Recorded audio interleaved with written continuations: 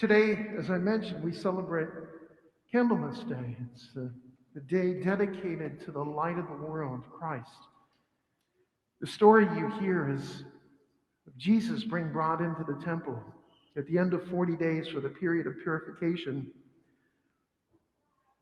You see, when the original Passover occurred, every single male in the whole land of Egypt died. Every animal, every person, even in the palace, every firstborn male died, except those of the Jews. And so God told them from that point on, every firstborn male that was born in the Jewish nation belonged to God. Just as when John the Baptist was little and he was given to the Lord to never drink liquor, never have wine, never have beer, and to never cut his hair, he was dedicated to the Lord from the time he was born. And what they said was that you could ransom these animals, whether you had a firstborn donkey or a sheep, you had to sacrifice it to the Lord, but to the humans, you could ransom it with two turtle doves. And so it was a symbolic thing of, Lord, we're making this offer to you for our child. And they brought Jesus in. There had been an old man, Simeon, and an old woman, Anna, who had been told that you will not die until you have seen with your own eyes the Messiah, the Mashiach, the anointed one, the light of the world. And when they brought the baby in, his eyes lit up and he saw him and he scooped the baby up off of Mary and he said, Lord, now you let your servant die in peace. Mine own eyes have seen the salvation, the light to the nations and the salvation of your people Israel. He was the light of the world and he recognized him. Whenever we do liturgies in the church, we use that symbol of light all the time. At baptisms, we light that Easter candle and we take a smaller candle off of it.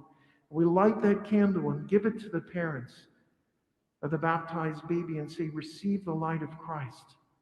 And then it goes on and there's this beautiful prayer that says, bring that light undimmed into the presence of God.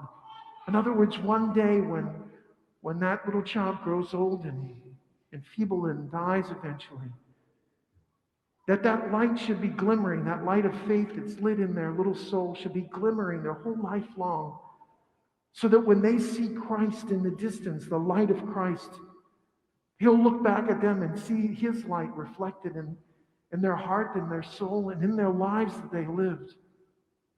And we're called as parents and godparents and as adults to nurture that light of faith in all of the little ones. So that when they get old enough to keep the light burning on their own, they can not only keep that light going, but they can light other lights along the way. How many times have little children inspired us to be just a little bit more holy? My friend had a little boy, his name was Noah. He was about 3.5 years old. They went to Chuck E. Cheese one day, and they played the games and everything, and then they brought the food out, the pizza, and all of his cousins and his aunts and uncles were there, and they're chowing down on the pizza, and he's just sitting there very quietly. She said, honey, what's wrong? You love pizza. And he said, I know. Well, then what's wrong? He said, we didn't say grace. And she said, okay, we'll say grace, just you and me. And he hid his hands under the table and put his head down so they wouldn't see he was praying. And she said, oh, this won't do. She said, excuse me, everybody. Noah just told us, reminded us that us adults forgot to pray grace and thanksgiving for our food, so Noah's going to lead us now. And that little child ministered to all those adults. We're called to be a light in the world, especially in the time of this pandemic, and there's so much darkness and all of the other things going on in our world. We can choose to be a person of darkness and complain and mumble and talk behind people's back, or we can be a light. To trust in the faith of God, that light came into the world and it still remains burning in you and you and you and all of you.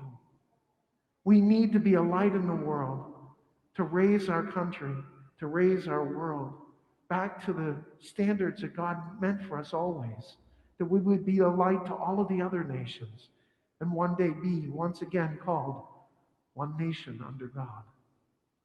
It all starts with us.